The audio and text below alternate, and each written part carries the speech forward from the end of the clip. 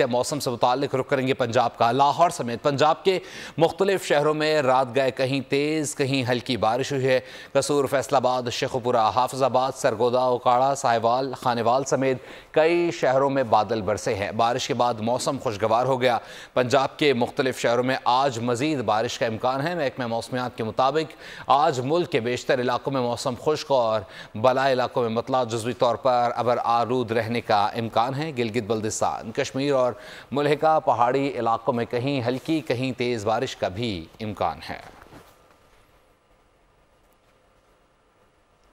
आपको बताते चलें कि लाहौर समेत पंजाब के मुख्तलिफ शहरों में रात गए कहीं तेज़ और कहीं हल्की बारिश हुई है, जिनमें कसूर, फैसलाबाद, शेखुपुरा, हाफिजाबाद, सरगोदा, उकाड़ा, साहिवाल, खानेवाल समेत कई शहरों पर बादल बरसे हैं। बारिश के बाद मौसम खुशगवार हो गया है। पंजाब के मुख्तलिफ शहरों में आज मजीद बारिश का भी इम्कान है। महकमा मौसमियात के मुताबिक आज मुल्क के बेशतर इलाकों में मौसम खुश्क और बला इलाकों में मतला जुज़वी तौर पर अबर आलूद रहने का इम्कान है।